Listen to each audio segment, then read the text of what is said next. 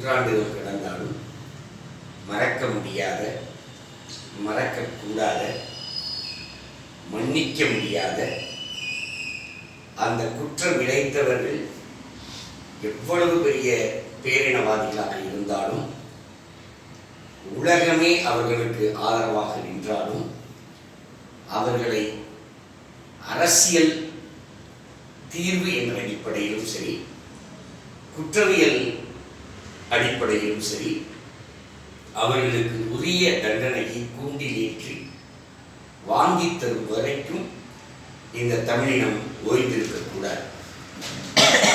அவர்களை தண்டிப்பது என்பது ராஜபக்சேவை கூண்டில் ஏற்றுறது, அவருக்கு நாளை ஒரு தண்டனை அறிவிக்கிறது. கோத்தபய ராஜபக்சே அவருடைய இராணுவ தளபதி, இவர்களை மட்டும் தனிப்பட்ட முறையில் தண்டித்தால் போதாது. நமக்கு அரசியல் நீதி, இந்த இனப்படுகொலைக்கான அரசியல் நீதி என்பது தமிழீழ விடுதலை தான். அந்த தமிழீழ விடுதலையை சாதிப்பதற்கு நாம் ஈழத்தமிழர்களுக்கு துணை நிற்கிற இடத்துல நாம் இருக்கோம். அவர்கள் விடுதலைக்கு போராடுகிற இடத்தில் இருக்கிறாங்க. அவர்கள்தான் அவர்களுடைய குழந்தையை பிரசவிக்க முடியும். ஆனால் அதற்கான மருத்துவச்சிகளாக இந்த தாய் தமிழகம் தான் இருந்தாக வேண்டும். ஏன்னா நாம் தான் தொப்புள் குடி உறவுகளாக இருக்கிறோம். தமிழர்கள் மட்டும் இல்லை, எங்கே தேசிய இனம் அடிமைப்பட்டு இருந்தாலும் அந்த அடிமைத்தனத்திற்கு எதிராக இந்த உலகத்தின் எந்த முறையில் யார் போராடினாலும் தமிழர்கள் ஆகி தோழமை கொள்வோம், துணை நிற்போம். இது இன்னும் கூடுதலாக நம்முடைய தொப்புள் குடி உறவுகள், நம் மொழி பேசுகிற, நம் பண்பாட்டை கொண்ட மக்கள், அந்த மக்களுடைய விடுதலையை வென்றெடுப்பதற்கு நாம் துணை நிற்கிறோம். இப்படி 8 கோடி தமிழ் மக்கள் இருந்துமே எப்படி அந்த இன அழிப்பு நடந்தது? 2009 இன அழிப்பு எப்படி நடந்தது?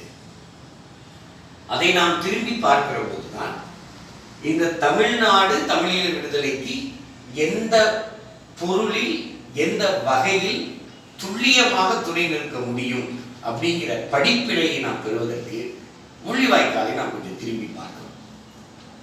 அங்கே இனப்படுகொலை நடந்த போது ஐநா குழு அறிக்கை உள்ளிட்ட அறிக்கைகள் குறிப்பிட்ட நிகழ்ச்சிகள் இருப்பார்கள். இந்த நிகழ்ச்சிகளில் ரொம்ப குறிப்பாக அது இன்னொரு கட்டத்தில் மனித உரிமை ஆணையருடைய ஒரு அறிக்கை. இப்படி அந்த அறிக்கையில் நம்ம சரியா எந்தெந்த ஆண்டு எந்தெந்த அறிக்கைன்னு நாம இப்ப துல்லியமாக சொல்ல முடியலைன்னாலும் பொதுவாக நமக்கு வெளிவந்த உண்மைகள், உலக தமிழ் மக்கள் கொடுத்த சாட்சியங்கள். ஏன்னா போரில் அவர்கள் வென்றிருக்கலாம், போரை அவர்கள் திட்டமிட்டு நம் மக்களை அழித்திருக்கலாம். ஆனால் சாட்சியங்களும் அழிந்து விடவில்லை. அப்படி அழிந்து விடவில்லை என்பதனால்தான் நாம் இந்த இனப்படுகொலை, இப்படி ஒரு இனப்படுகொலை நடந்ததையாவது உலகத்திற்கு, ஏன்னா அதற்கு முன்னாடி இது ஒரு இன அழிப்பு என்பதையே யாரும் ஏற்கல, இனப்படுகொலை என்பதையே யாரும் ஏற்கலை என்பதை விட இன்றைக்கும் உலகம் முழுவதுமே ஏற்கல. இந்திய நாடாளுமன்றம் ஏற்றுக்கொண்டிருக்கிறான்னா இல்லை. ஆனால் தமிழ்நாடு சட்டப்பேரவை அன்றைக்கு இந்த இனப்படுகொலை நடந்து கொண்டிருந்த போது ஐயகோ தமிழினம், ஈழத்தமிழினம் அழிகிறது அப்படின்னு கலைஞர் கருணாநிதி முதலமைச்சராக இருந்தபோது தீர்மானம் போட்டார். அந்த தீர்மானங்கள் போட்டு அந்த மக்கள் ஒன்றுபட்டு, தமிழ்நாட்டு மக்கள் ஒன்றுபட்டு போரை நிறுத்துன்னு போராடிக்கிட்டு இருக்கோம். தமிழ்நாட்டினுடைய ஒற்றை முழக்கமா போரை நிறுத்து என்பதுதான் இருந்துச்சு. நமக்கு என்ன அப்போ ஒரு சிக்கல் இருந்துச்சு அப்படின்னா, இந்திய நாடாளுமன்றம் அங்கே நடந்து கொண்டிருப்பது இனப்படுகொலை, ஜெனோசைட், இன அழிப்பு. அந்த இனப்படுகொலை என்பதை இந்திய நாடாளுமன்றம் அறிந்திருக்க வேண்டும். இனப்படுகொலை என்பதை அறிந்திருக்க வேண்டும். அப்படி அறிந்திருக்கிற போது அடுத்த கட்டம் என்ன நடக்கும்? இலங்கை அரசுடனான உங்கள் அரசுறவை துண்டித்துக் கொள்ளணும்ன்ற நெருக்கடி அடுத்து அவர்களோடு பொருளாதார தடை விதிக்க வேண்டும்ன்றது வரும். இராணுவ தொடர்புகள், எந்த பண்பாட்டு உறவுகள், விளையாட்டு உறவுகள், எல்லா துறை சார்ந்த உறவுகளையும் இந்திய ஆளும் வர்க்கம் இந்திய அரசு இலங்கை அரசோடு சிங்கள பேரினவாதத்தோடு எந்த வகையிலும் வைத்துக் கொள்ளக்கூடாது என்கிற கட்டம் அடுத்து வந்திருக்கும். ஆனால் இந்திய நாடாளுமன்றம் அன்றைக்கும் இதை இனப்படுகொலை என்று ஏற்றுக்கொள்ளல, இன்றைக்கும் ஏற்றுக்கொள்ள. இன்னும் சொல்ல போனா இந்த போர் நடந்த பிறகு ஐநா மனித உரிமை மன்றத்தில் நடந்த ஒரு கூட்டத்தில் ஒரு பேர் அச்சன் குளங்கரை நினைக்கிறேன், ஒரு மலையாள இந்திய பிரதிநிதி ராஜபக்சேவை பாராட்டி ஒரு தீர்மானத்தை முன்மொழிச்சார். இந்த போரில் அவர் வெற்றி பெற்றதற்கு யார் பாராட்டுறா? இந்திய அரசினுடைய ஐநாவில் அந்த மன்றத்தின் பிரதிநிதி அவரை பாராட்டி முன்மொழிகிறார். அந்த பாராட்டி தீர்மானமும் நிறைவேற்றப்பட்டது. ஆனால் இந்த தமிழ்நாட்டில் அப்ப என்ன நடந்துகிட்டு இருந்துச்சு? போரை நிறுத்து என்கிற போராட்டம் நடந்து கொண்டிருந்தது. போராட்டம்னா சாதாரண போராட்டம் இல்லை. நீங்க சொன்ன மாதிரி 87 அமைதிப்படை அங்கே போய் நம் மக்களை அழித்த போது இங்கே நடந்த போராட்டம், 83 கருப்பு ஜூலை நடந்த போராட்டம், இந்த போராட்டங்கள் எல்லாம் இங்கே தமிழ்நாட்டில் ஒரு பெரிய எழுச்சியை ஏற்படுத்தியது. ஏன்னா தமிழீழம் என்பது இந்த தமிழ்நாட்டில் ஒரு தமிழ் தேசிய எழுச்சிக்கான முறைகளாக தமிழீழம் எப்பவுமே இருந்தது. இந்த இனத்திற்கு சுடுசொடனை இருக்கா, உணர்ச்சி இருக்கா என்றால் அங்கே ஒரு படுகொலை நிகழ்ந்தால், அந்த மக்கள் மீது ஒரு வன்முறை நிகழ்ந்தால், நம் மக்கள் அழிக்கப்பட்டால், இங்கே இயல்பாக இந்த தமிழ்நாட்டு மக்கள் போராடினார்கள், அந்த எழுச்சியை பறைசாற்றினார்கள். எல்லாம் நடந்துச்சு. இதே போல போரை நிறுத்தின்னு 2009 நாம் எல்லோருமே போராட்டோம். அந்த போராட்டம் என்பது இந்த தமிழ்நாட்டில் மூளை முடுக்குகளெல்லாம் நடந்த போராட்டம். அப்படி எளிதா ஒரு போராட்டம்னு சொல்லி கடந்துட முடியும். ஜல்லிக்கட்டு போராட்டம் கூட ஒரு பகுதியில் எல்லோரும் திரண்டு மெரினா கடற்கரையை லட்சக்கணக்கில் நிறைத்து ஒரே இடத்தில் அமர்ந்து போராடினார்கள். தூத்துக்குடி போராட்டம் அங்கே ஸ்டெர்லைட் ஆலையை எதிர்த்து தூத்துக்குடி மக்கள் என்கிற அளவில் அந்த பகுதியில் அவர்கள் திரண்டு தொடர்ச்சியாக 100 நாட்களை தாண்டி போராடினார்கள். ஆனால் இந்த போரை நிறுத்து என்கிற ஒற்றை கோரிக்கைக்காக, இந்த ஒரே முழக்கத்திற்காக தமிழ்நாட்டினுடைய எல்லா பகுதிகளிலும் போராடினார்கள்.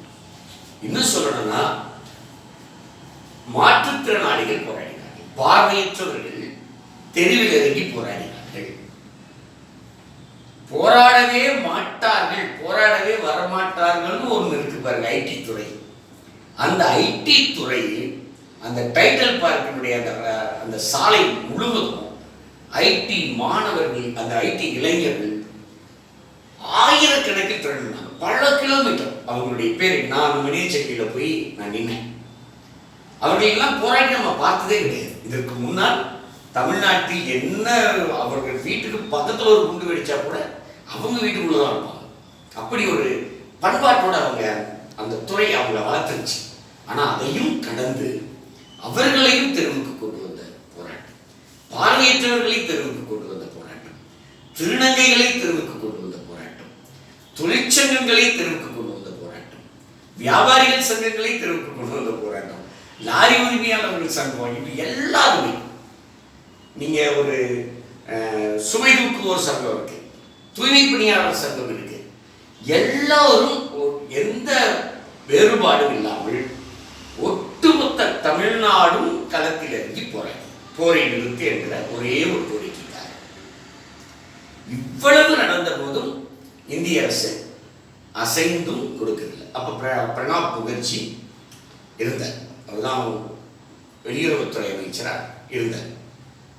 அப்ப நாம் இந்த போராட்டங்களுடைய தொடர்ச்சியாக என்ன நடந்துச்சு? முத்துக்குமாரனுடைய தீக்குளிப்பு நடந்தது.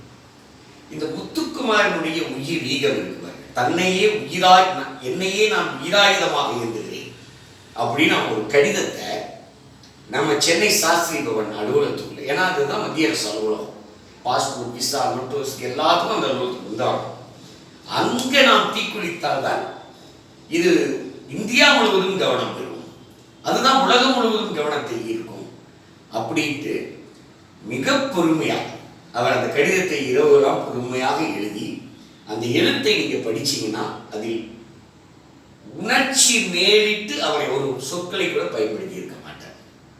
ஒவ்வொரு சொற்றொடரிலும் அவருடைய அறிவும் தெளிவும் வெளிப்படும்.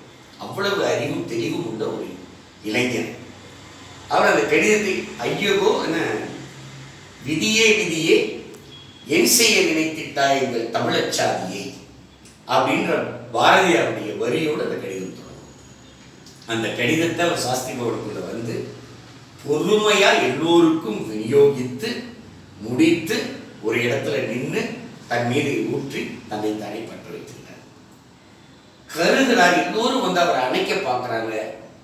அந்த உடல் கருகி கீழே விழுந்தது பாருங்க. கீழே விழுந்து அந்த கறிக்கட்டையாக அவர் துடித்து கொண்டிருந்தார் பாருங்க. அந்த கடிதத்தை படிச்ச ஒரு போலீஸ் அதிகாரி அந்த முத்துக்குமார்ட்ட கேட்கிறார், இப்போ இவ்வளோ தெளிவாக எழுதியிருக்கியே, இவ்வளோ அறிவு படைத்தவனா இருக்கு, நீ இப்படி போய் செய்யலாமா, இப்படி சார் உன்னை நீ அழிச்சுக்கலாமா, உன்னை நீ கொண்டுக்கலாமா அப்படின்னு கேட்கும்போது அந்த நிலையிலும் முத்துக்குமார் வந்து அந்த அதிகாரியிடம் அவங்க சுற்றி இருக்குன்னு சொன்னோம். எங்க குழந்தை எங்க செத்துக்கிட்டு இருக்காங்களே, அது உங்களுக்கு தெரியலையா என்றுதான் கேட்டார். அந்த இறுதி தன்னுடைய உயிர் விடுகிற அந்த இறுதி நொடியில் எங்க குழந்தை அந்த கடிதத்திலேயே நீங்க படிச்சீங்கன்னா வேண்டுமானால் சொல்லுங்கள், எங்கள் வீட்டுக்கு ஒருவரை அனுப்புகிறோம், நீங்கள் கொன்று கொள்ளுங்கள் எழுதியிருந்தார். உங்களுக்கு என்ன இன்னொன்னு எழுதியிருந்தார், நாங்கள் செய்த குற்றம் என்ன, தமிழ் பேசுகிறோம் என்பது மட்டும்தானா? தமிழ் பேசுகிறோம், வேற என்ன குற்றம் பண்ணோம்? தமிழ் பேசுகிறோம் என்பதற்காகவே ஒரு இனம் அழிக்கப்பட முடியுமா? இத்தனை கேள்விகளை கேட்டிருந்தார். இந்த முத்துக்குமாரனுடைய உயிரியத்தின் தொடர்ச்சியா ஏறக்குறைய 16-17 பேர் இந்த போரை நிறுத்து என்று முழங்கி தங்களை தாங்களே தீயிட்டு கொளுத்தி மாண்டு போனார்கள். இந்த முத்துக்குமார் தன்னுடைய உடலை வைத்துக் கொண்டு போராடுங்கன்னு சொன்னார். என் உடலை அடக்கம் செய்ய விடாதீர்கள், இந்த அரசு அடக்கம் செய்ய பார்க்கும், காவல்துறை அத்துமீறி என்னை அடக்கம் செய்ய பார்க்கும், ஆனால் இங்கே அனுமதிக்க கூடாது, என் உடலை துருப்புச் சீட்டாக வைத்து இந்த போராட்டத்தை தொடருங்கள், எப்படியாவது போரை நிறுத்துங்கள். அவ்வளவுதான். தமிழீழ விடுதலை கொடுங்க, தமிழீழ தனியரசு கொடுங்க, இங்க நீங்க இந்த தமிழீழத்திற்காக நாங்க போராடியும் தமிழீழத்தினுடைய இந்த இனஅழிப்பை தடுக்க முடியலன்னா அப்ப நாங்க அடிமையா இருக்கோம், தமிழ்நாடு விடுதலை கொடுங்க, எதுவுமே அவர் அதில் கேட்கல. போரை நிறுத்து, போதும், எங்கள் குழந்தைகள் சாவதை என்னால் பார்க்க முடியல, சகிக்க முடியல, தூக்கம் வரல. இப்படி ஒரு இளைஞன் இருந்திருக்கான், உயிரை இழந்தான். அந்த முத்துக்குமாருடைய அந்த உயிரிகம் நிறைய புதிய இளைஞர்களை அரசியல் களத்திற்கு கொண்டு வந்தது. இன்னைக்கும் அவர்கள் இந்த தமிழ்நாட்டு அரசியலில் தவிர்க்க முடியாத ஆற்றல்களாக இருக்கிறார். அப்ப பிறந்தவர்கள் 2009 பிறந்தவர்கள். முத்துக்குமார் உயிரீகம் எனக்கு தெரிந்து ஒரு 3-4 நண்பர்கள் மாதம் லட்சக்கணக்கில் ஊதியம் பெற்றுக் கொண்டிருந்தவங்க ஐடி துறையில். அந்த லட்சக்கணக்கில் ஊதியம் பெற்ற பணிகளை அந்த நொடியை தூக்கி எறிந்து இன்று வரைக்கும் அவர்கள் முழு நேர ஊழியர்களாக தமிழீழத்திற்காகவும் தமிழ்நாட்டிற்காகவும் உழைத்துக் கொண்டிருக்காங்க. உரிமைகளுக்காக மட்டுமல்ல, விடுதலைக்காக, 2 தேசங்களின் விடுதலைக்காகவும் உழைத்துக் கொண்டிருக்கிறாங்க. ஆனால் அவங்க அன்றைக்கு தான் அந்த அரசியலுக்கு வர்றாங்க. இன்றைக்கு வரைக்கும் அவர்கள் தங்களுடைய உத்தியோகத்துக்கோ தாங்க சம்பாதிக்கணும், தங்க குடும்பத்தை பார்க்கணும் அப்படின்னு அந்த திரும்பி அந்த வாழ்க்கைக்குள் போகல. அப்போ முத்துக்குமாரினுடைய தாக்கம் இந்த தமிழ்நாட்டில் எவ்வளவு பெருசு. இப்படிப்பட்ட உயிரிழப்புகள் நடந்த போது இத்தனை தீக்குளிப்புகள் தங்களை தாங்களே உயிரோடு கொளுத்தி கொண்டிருக்கிறாங்க தமிழ்நாட்டில். அப்படி நடந்து கொண்டிருந்த போதும் இந்திய அரசு போரை நிறுத்தவில்லை. போரை நிறுத்தவில்லை என்பது மட்டுமல்ல, பிரணாப் முகர்ஜி அப்ப முதலமைச்சர் கருணாநிதி வீட்டுக்கு வர, கலைஞர் கருணாநிதி வீட்டுக்கு வர, கோபாலபுரம் வீடுன்னு நினைக்கிறேன், நல்லா ஞாபகம் இருக்கு. உள்ள போய் அவரை சந்திச்சுட்டு வெளியில வர, அதுக்கு முன்னாடியே கலைஞர் கருணாநிதியும் ஒரு மனிதச்சங்கிலி போராட்டத்தை அறிவிச்சார். அவரே அறிவித்தார், போரை நிறுத்துகின்ற கோரிக்கைக்காக நாம் மனிதச்சங்கிலி நடத்துவோம்னு சொல்லி மனிதச்சங்கிலியில நாங்களும் போய் நின்னோம். தோழர் தியாகு தலைமையில போய் நாங்களும், ஏன்னா நம்ம சின்ன வாய்ப்புகளையும் பயன்படுத்திக்கணும். இப்ப போய் திமுகவா அதிமுகவா இவங்களா பார்க்க கூடாது. இப்ப நமக்கு போரை நிறுத்தம், அந்த உயிர் இழப்பை தடுக்கணும். கொத்து கொத்தாக செத்துக் கொண்டிருப்பதை தடுக்கிறது. கொத்து கொத்தா சாகிறதுனா இந்த ஐநா அறிக்கை ஒரு இடத்துல குறிப்பிடுறாங்க, நம்ம ஈழ குழந்தைகளுக்கு, ஈழப்பெண்கள் குழந்தை, கை குழந்தைகள் எவ்வளவு குழந்தைகள் அவங்களுக்கு பால் கொடுக்கறதுக்குன்னு ஒரு வண்டி வருது. இவங்க என்ன பண்றாங்க, அரசு முத்திரை குத்திய டோக்கன் போல நம்ம பெண்களுக்கு கொடுத்தாங்க. அந்த வண்டி நிற்கிற போது எல்லோரும் வரிசையில் வந்து நின்று பால் வாங்கினேன். பசியாற்றணும்ல, ஏன்னா கடைசி கட்டத்திலாம் நம்ம இன்னைக்கும் கஞ்சி குடிக்கிறோம்ல, உப்பு கஞ்சி குடிக்கிறோம். ஏன்னா அப்படித்தான் அவர்கள் இருக்கிற உயிரை காப்பாற்றிக் கொண்டார்கள். அந்த சூழ்நிலையில தங்கள் குழந்தைகளுடைய பசிக்கு வேணுமே, அவர்கள் உயிரை காப்பாற்றியாருமே. குண்டு விழுந்து செத்துட்டா பரவாயில்ல, பசியில செத்துடக்கூடாதுல்ல. தாய்க்கு அதை விட முடியாதுல்ல. தன் கண் முன்னாடி ஒரு தன் பிள்ளை வந்து பசியால் துடித்து இறந்தால் எப்படி இருக்கும்? அப்போ இந்த நம்ம பெண்கள் இயல்பா என்ன பண்றாங்க, அந்த டோக்கன் எடுத்து போய் நின்று பால் வாங்குவதற்கு வந்து குவிந்து நிற்கிறாங்க பாருங்க. அந்த இடத்தில் குண்டு போட்டார்கள். எல்லாரையும் அந்த இடத்துக்கு வரவழைத்து அந்த இடத்தில் குறிவைத்து குண்டு போட்டாங்க. அதே மாதிரி பாதுகாப்பு வளையம், அந்த ஆங்கிலத்தில் கூட அதுக்கு பேரு பாதுகாப்பு வளையம் தான் சொல்லுவாங்க. ஆங்கிலத்துக்கு பேர் மறந்து ஜோன் வரும், சேஃப் ஜோன் ஏதோ ஜோன் வரும். பாதுகாப்பு வளையம்னு ஒரு இடத்துல சொல்லியிருந்தேன், அறிவிச்சது என்னன்னா, இந்த இடத்திற்கு வந்துட்டா நீங்கள் உயிர் பிழைத்துக் கொள்ளலாம், உங்கள் மீது எந்த ஆயுதமும் தாக்காது, எந்த குண்டும் வீசப்படாது. இந்த வளையத்திற்குள் நீங்கள் எல்லோரும் வந்து விட்டால் உயிர் பிழைக்கலாம், உங்களை நீங்கள் காப்பாற்றிக் கொள்ள நாங்கள் இப்படி ஒரு வழியை ஏற்படுத்தி இருக்கிறோம்னு சிங்கள அரசே சொல்லி இவங்க எல்லோரும் அந்த பாதுகாப்பு வளையத்திற்குள் வந்து பாதுகாத்துக் கொள்வதற்கு நிற்கிறாங்க. அந்த இடத்தில் குறிவைத்து குண்டு போட்டார்கள் இல்லையா? பாஸ்பரஸ் குண்டுகள் போட்டாங்க. அந்த பாஸ்பரஸ் குண்டுன்றது வெடித்த பிறகும் அதிலிருந்து வருகிற புகை நிறைய பேருடைய உயிரை பறிக்கும். எந்த போரிலும் பயன்படுத்தவே கூடாது என்று தடுத்து வைத்திருக்கிற அந்த ஆயுதங்களை சிங்கள அரசு பயன்படுத்தியது. ஏன்? உலக நாடுகளுடைய ஆதரவு. அதுக்கு என்ன அடிப்படை? செப்டம்பர் 11 தாக்குதல், அமெரிக்காவில் வந்த தாக்குதல், அந்த இரட்டை கோபுர தாக்குதல். அந்த தாக்குதலை ஒட்டி அமெரிக்கா உலகம் முழுவதுமான பயங்கரவாத இயக்கங்கள் ஒரு பட்டியல் கொடுக்கிறார். அந்த பட்டியலில் நம்முடைய தமிழீழ விடுதலை புலிகள் இயக்கமும் இடம். அந்த ஒன்று இந்த உலக நாடுகளை தனக்கு ஆதரவாக அன்று ராஜபக்சே திரட்டிக் கொள்வதற்கு அது துணை புரிந்தது. ஏன்னா பயங்கரவாதத்துக்கு எதிரான போது, பயங்கரவாத இயக்கத்துக்கு எதிரான போது அப்படி. இப்ப நான் சொன்ன இப்படிப்பட்ட இனப்படுகொலை, இப்ப நான் சொன்ன பாதுகாப்பு வளையத்துக்குள்ள வர வைக்கிறது, இந்த பால் கொடுக்க வைக்கிறது, இதெல்லாம் இருக்கு பாருங்க. இதையெல்லாம் இனப்படுகொலை என்று சொல்லாமல் வேற எதை சொல்ல போறீங்க? இதை விட ஜெனோசைட் என்ன நடக்கணும்? குஜராத்தில் இஸ்லாமியர்களை அங்கிருக்கிற சங் பரிவார இயக்கங்கள், விஸ்வ இந்து பரிஷத், அந்த மாதிரியான இந்துத்துவ பாசிச இயக்கங்கள் நரேந்திர மோடியினுடைய வழிகாட்டுதல் படி இஸ்லாமிய மக்களை படுகொலை பண்ணாங்கல்ல, அதை நாம் இன்னைக்கு என்ன சொல்லிட்டு இருக்கோம்? இனப்படுகொலை. ஏன் சொல்றோம்? அங்கே அது இனப்படுகொலைனா, இங்கே அது இனப்படுகொலைனா, இந்த இனப்படுகொலைக்கு என்ன பொருள்? ரொம்ப எளிமையான பொருள் தான். நாம் கேட்கிற கேள்வி, அந்த போர் நடந்த போது கொல்லப்பட்டவர்கள், உயிர் இழந்தவர்களில் ஒரு சிங்களவராவது உண்டா? கொன்ற அடக்குமுறை செய்த ஆயுதங்களை கையில் எடுத்து படுகொலை செய்தவர்கள் யாராவது ஒரு தமிழர் இருந்தாரா? இந்த பக்கம்னு பார்த்தீங்கன்னா நடேசன் அரசியல் பிரிவு தலைவர் நடேசன் அவருடைய மனைவி, அவங்க ஒரு சிங்கள பெண், காதல் திருமணம் நினைக்கிறேன். அவங்க ஒருவர் தான் சிங்கள உயிர் போனது. இவர்கள் சிங்கள ராணுவ படையில் ஒரு தமிழனாவது இருந்தானா, அந்த அவர்களுக்கு உத்தரவிடுகிற இடத்தில் ஒரு தமிழனாவது இருக்கிறானா? உங்களுடைய அரசு பொறுப்பில் இருக்கிற யாராவது தமிழர்கள் இருக்காங்களா? யாருமே இல்லை. அப்போ இந்த இனப்படுகொலையை நடத்தியவர்களில் ஒருவர் கூட தமிழர் இல்லை. இனப்படுகொலைக்கு ஆளாகி அழிந்து போன இந்த லட்சக்கணக்கான மக்களில் ஒருவர் கூட சிங்களர் இல்லை என்கிற போது இனப்படுகொலை என்பதற்கு இதை விட என்ன எடுத்துக்காட்டு, இதை விட இந்த வரையறை. இதே அடிப்படையில் குஜராத்திலையும் சொல்றோம். ஏன்னா இஸ்லாமியர்கள் மட்டும்தான் கொல்லப்பட்டார்கள், கொன்றவர்கள் எல்லோரும் இந்துக்கள். ஒரு எந்த இந்த இந்துத்துவ கும்பல் எந்த ஒரு இந்துவின் உயிரை கூட பறிக்கல. அப்போ இது ஒரு ஆர்கனைஸ்டு கிரைம்.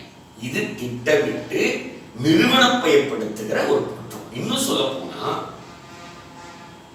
அந்த நம்மளுடைய பெண்களை அவர்கள் நடத்திய விதம் இல்லை, சிங்கள ராணுவம் நடத்தியது. இது எந்த பொருளையும் பார்க்கலாம். இந்த பெண்களினுடைய ஆடைகளை உரித்து அவர்களை நிர்வாணப்படுத்தி அவர்கள் மீது சித்திரவதை செய்வதும் கொலை செய்வதையும் ஒரு சில அரசுகள் ஒரு நிறுவனமயமாகவே அந்த பணிகளை செய்யும். இது ஒரு அறிக்கை. நம்ம அந்த அறிக்கையெல்லாம் நம்ம துல்லியமா எடுத்து மீண்டும் நம்ம பார்த்து வச்சுக்கணும். ஒரு அறிக்கை ஐநாவில் முன்வைத்த அல்லது முன்மொழிந்த ஒரு அறிக்கையில் இதை குறிப்பிட்டிருந்தாங்க. இது ஒரு ஆர்கனைஸ்டு கிரைமாகவே செய்யப்பட்டது. இது பெண்கள் மீது நடத்தப்பட்டது. ஏன்னா இசைப்பிரியாவுடைய உடலை நம்ம பார்த்தோம். இன்னும் சொல்லணும்னா அந்த சேனல் ஆவணப்படம் இருக்குது. அந்த ஆவணப்படத்தில் அந்த சிங்கள ராணுவ தரப்பினர் நம்முடைய பெண்களை எல்லோரையும் ஒரு வண்டியில ஏற்றுவோம். நீங்க பார்த்துருக்கீங்க. ஒரு தமிழ் பெண்ணுடைய உடம்பிலும் ஒரு துண்டு துணி கூட இருக்க. நீ கொல்லணும்னா கொல்றோம், ஆனா கொல்றது இல்லை. அவர்களை வன்புணர்வு செய்யணும், அவர்களை அதற்கு முன்னாடி இழிவுபடுத்தணும், பசைபாடணும், வன்புணர்வு செய்யணும், அதுக்கப்புறம் கொலை பண்ணி அந்த உடலை எல்லாத்தையும் மொத்தமா போடுவோம். ஒரு வண்டியில அத்தனை பிணங்கள், அதுவும் நம்முடைய பெண்கள், நிர்வாணமாக இருக்கிற பெண்கள் எல்லோரும் பிணங்களாக கிடக்கிற அந்த பிணங்களுக்கு மேல் அந்த சிங்கள ராணுவ சிப்பாய்கள் நின்றுட்டு இருப்பாங்க. நின்றுட்டு இருக்கும் போது கவனிச்சீங்கன்னா அந்த வெறும் பிணங்களை அவன் உதைத்து கொண்டு அப்படி இப்படி உதைப்பான். அப்போ இந்த தமிழ் உயிர்களை அவன் எவ்வளவு இழிவாக அவன் மனதில் பதிந்திருந்தா அந்த பணிகளை செய்ய முடியும், நம் மக்களை கொள்ள முடியும். கொத்து கொத்தாக கொன்றார்கள், லட்சக்கணக்கில் கொன்றார்கள். போரில் ஈடுபடவே முடியாத குழந்தைகளை கொன்றார்கள், போரில் ஈடுபடவே முடியாத முதியவர்களை கொன்றார்கள், போரில் ஈடுபடவே முடியாத சிவிலியன்களை கொன்றார்கள். இல்லையா? போர் உனக்கும் புலிகளுக்குமான போர், அந்த போர் அப்படிதான் நடக்கும். இத்தனை காலங்களில் விடுதலை புலிகள் வரலாற்றிலேயே சிங்கள மக்களுக்கு புலிகள் இயக்கத்தினால் ஒரு சிறு காயம் ஏற்பட்டிருக்குன்னு உலகத்தால் சொல்ல முடியுமா? இன்னைக்கு நீ பயங்கரவாத பட்டியலிருந்து விடுதலை புலிகள் இயக்கத்தை எடுக்கல. இந்தியா இன்றைக்கும் விடுதலை புலிகள் இயக்கத்தை பயங்கரவாத இயக்கம் தான் கருதுது. அதனாலதான் தடையை நீக்காமல் வச்சிருக்க. நாம என்ன கேட்கிறோம்னா அறம் சார்ந்து கேட்கிறோம். நாங்கள் ஒரு நீதியின் பார்ப்பட்டு இருக்கிறோம். தலைவர் பிரபாகரன் கட்டி காத்த அறம் இருக்கு பாருங்க, அதை நாங்கள் பார்த்து வளர்ந்தவர்கள். அந்த நம்பிக்கையில் அந்த உறுதியில் என்று உங்களை ஒரு கேள்வி கேட்கிறோம். ஒரு சிங்கள உயிருக்காவது புலிகள் தரப்பிலிருந்து ஒரு சிறு காயம் ஏற்பட்டிருப்பாங்க? ஏற்பட்டதே இல்லை. நீங்க எனக்கு நல்லா நினைவு இருக்கு அனுராதபுரம் தாக்குதல். அந்த அனுராதபுரம் தாக்குதல் நம்ம இதுக்கு நினைக்கிறேன் குழந்தைகள் காப்பகம் இருந்துச்சுல, தலைவரே நேரடியா செஞ்சோலை காப்பகம். அது புலிகள் இயக்கத்தில் போரில் இறந்த வீரச்சாவடைந்தவர்கள், போரினால் கையோ காலோ இழந்தவர்கள், வாழ முடியாதவர்கள், இயங்க முடியாது, இவர்களுடைய குழந்தைகளுக்கெல்லாம் செஞ்சோலை காப்பகம்னு தலைவரே உருவாக்கி அவரே அதை நேரடி பார்வையில் வைத்திருந்தார். நிறைய படங்கள் பார்த்துக்கலாம். குழந்தைகளோட அவர் உட்கார்ந்து விளையாடுறது, சிரிக்க, அதெல்லாம் செஞ்சோலை காப்பகத்துடைய படங்கள் தான். இந்த செஞ்சோலை காப்பகத்தில் அப்போ ஒரு 63 64 குழந்தைகள் இருந்தாங்க. அத்தனை குழந்தைகளையும் வானத்திலிருந்து சிங்கள ராணுவம் அந்த காப்பகத்தில் குண்டு போட்டு 63 64 குழந்தைகளையும் வரிசையாக கறிக்கட்டையாக வைத்தார். குழந்தைகளை நீங்க ஒரு போர் இலக்கு. தலைவர் இங்க இருக்கிறாருன்னா அது ஒரு போர் இலக்கு. அவருடைய ஆயுதங்கள் இங்க இருக்குன்னா அது ஒரு போர் இலக்கு. அவருடைய முகாம் இங்க இருக்குன்னா அது ஒரு போர் இலக்கு. இந்த போர் இலக்குகள் மீது நீங்கள் போர் தொடுத்தால் புலிகள் பதிலடி கொடுக்க போறாங்க. அது தனி. குழந்தைகள் காப்பகத்தில் நீ ஏன் கொண்டு போடுற?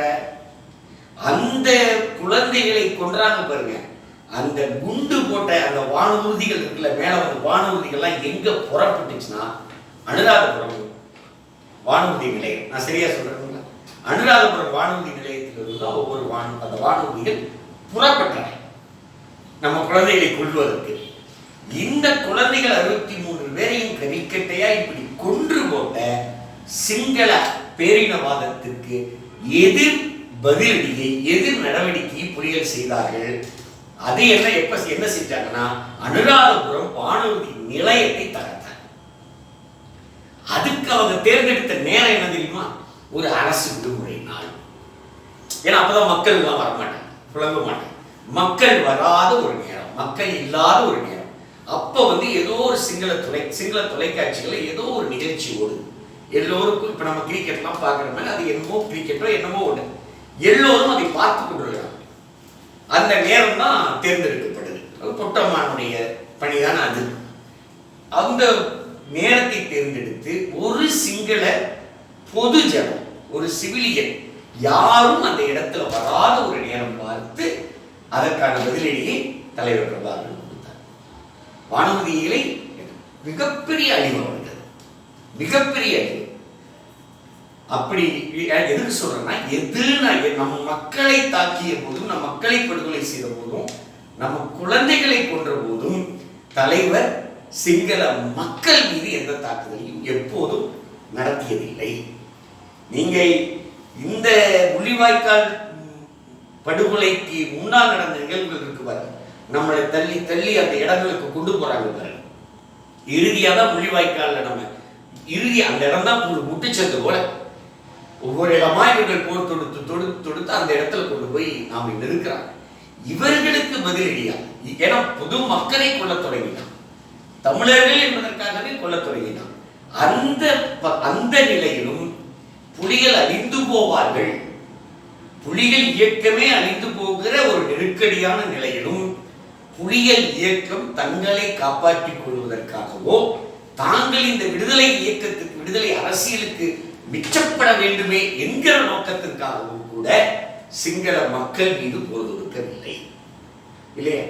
ஏன்னா ஒரு முறை தலைவர்கிட்ட கேட்டாங்க, அவங்க இவ்வளவு பெரிய ராணுவம், அவர்களை எதிர்த்து நீங்க போராடினீங்க, போராடி உங்களை அந்த சிங்கள ராணுவம் உங்களை உங்க இயக்கத்தையே அழிச்சிருச்சுன்னா என்ன பண்ணுவீங்க? இயக்கத்தையே அழிச்சிருச்சுன்னா, இனத்தையே அழிச்சிருச்சுன்னா என்ன பண்ணுவீங்க அப்படின்னு தலைவர்கிட்ட கேட்டாங்க. தலைவர் பதில் சொன்னாரு, ஒரு இனம் தன் அடிமைத்தனத்திற்கு எதிராக போராடாமலேயே வாழ்ந்தது என்கிற வரலாறை விட அடிமைத்தனத்திற்கு எதிராக போராடியே ஒரு இனம் அழிந்து போனதாக வரலாறு இருக்கிறது. இப்ப அப்படிதான் இறுதியில் அவர் அப்படிதான் முடிவெடுத்திருக்கார். அந்த இறுதியை அப்படி ஒரு அறம் காத்த ஒரு தலைவனை, ஒரு அறம் காத்த ஒரு இயக்கத்தை பயங்கரவாத இயக்கம்னு இன்னைக்கு சொல்ற. அதன் அடிப்படையில் தான் இந்த இன அழிப்பு, இந்த இனப்படுகொலையே நடந்தது. இப்ப நாம ரொம்ப நேரம் எடுத்துக்க முடியாதுங்கிறதுனால நம்ம இப்ப எதை திரும்பி பார்க்கணும் அப்படின்னா, நாம தமிழ்நாட்டில் இருக்கோம். இன்றைக்கும்